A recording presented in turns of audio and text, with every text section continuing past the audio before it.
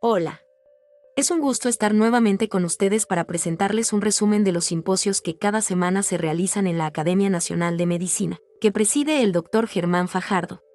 Soy Rosario, su presentadora de Inteligencia Artificial.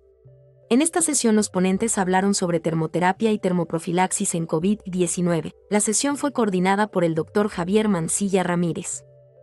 Las ponencias corrieron a cargo de especialistas en distintas áreas de la medicina. La importancia de este simposio es que se presenta desde primero todas las bases de cómo se da el control de la temperatura en un ser humano en condiciones normales y al mismo tiempo cómo nuestro organismo tiene mecanismos de regulación de la temperatura incrementada, es decir, de la fiebre. Y lo más importante, el mensaje de que la fiebre no es mala, sino que es un elemento de defensa del organismo ante muchas condiciones como las infecciones. La parte medular de esta sesión se habló del efecto que tuvieron algunas intervenciones incrementando localmente la temperatura corporal con cojines térmicos o con inhalaciones de vapor de agua con temperatura entre 39 y 42 grados centígrados. Y se vio que las personas que tuvieron este abordaje tenían forma menos grave o duraba menos el periodo de su enfermedad de COVID. Pero también en aquellas personas en que se dio en forma profiláctica, es decir, preventiva, se vio que quienes hacían inhalaciones al menos 2 veces por semana con agua caliente, es decir, con un aparato para hacer vaporizaciones, tenían menos probabilidad de tener una infección por COVID de cualquier gravedad y menos probabilidad de que esa enfermedad fuera a pasar a una forma grave o que fuera un riesgo de muerte. Tuvimos a invitados expertos en el tema, a la doctora Norma del Carmen Galindo Sevilla, que es una investigadora nacional del Instituto Nacional de Perinatología y que ha trabajado con este tema en muchos modelos de infecciones. Por ejemplo, la infección que se da en el sureste del país por un parásito llamado Leishmania y que produce una enfermedad conocida coloquialmente como la úlcera del chiclero, que en realidad es una infección de muy difícil control. Tuvimos la participación también del doctor Ashwin Karam García. Es un investigador joven que ha trabajado en el desarrollo de estudios clínicos, es decir, la aplicación de estas modalidades de termoterapia y termoprofilaxis en pacientes de COVID y ha hecho un gran trabajo, puesto que él es un especialista en calidad y estadística aplicada. El doctor José Luis Acosta, y él presentó precisamente también un estudio de prevención en pacientes de varios estados, de Tabasco, de la Ciudad de México, de Veracruz, de Campeche, incluso de Tlaxcala. Y bueno, también viendo este efecto positivo de mantener 1 a 2 grados arriba la temperatura de lo normal, que para todas las personas es de 37 grados, con una variación de medio grado hacia arriba o hacia abajo se considera normal.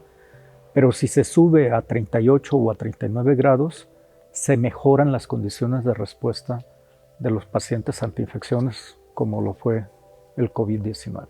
Tuvimos también la participación del doctor Ricardo Guido, que es un pediatra especialista en alergias y quien también nos dio una información muy interesante desde el punto de vista bioquímico y la interacción que pueden guardar los cambios bioquímicos, biológicos de nuestro cuerpo cuando aumentamos la temperatura.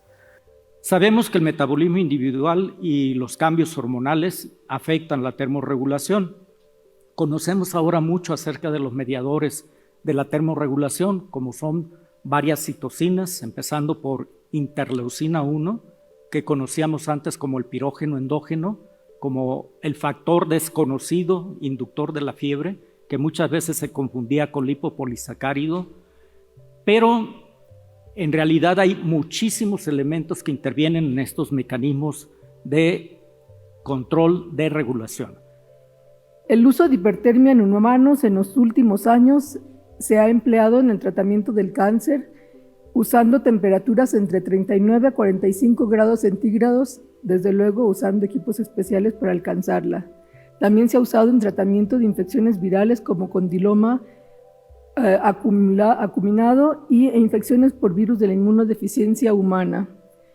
Y, por supuesto, algo que sabemos desde hace mucho tiempo en enfermedades reumáticas y procesos inflamatorios, particularmente en artritis reumatoide. Hay 2 ensayos clínicos que, aunque han sido desarrollados y fueron creados directamente al inicio de la pandemia, únicamente han sido publicados estos 2 resultados principales, donde se evaluaba la eficacia y la seguridad de la termoterapia dada en un paso diatérmico específico en el contacto con la piel. Y bueno, pues lo que se observaba directamente era una mejoría clínica en el paciente, prácticamente en el 92.6% de los pacientes que recibían esta termoterapia, y en el otro trabajo se veía un menor tiempo hasta la recuperación.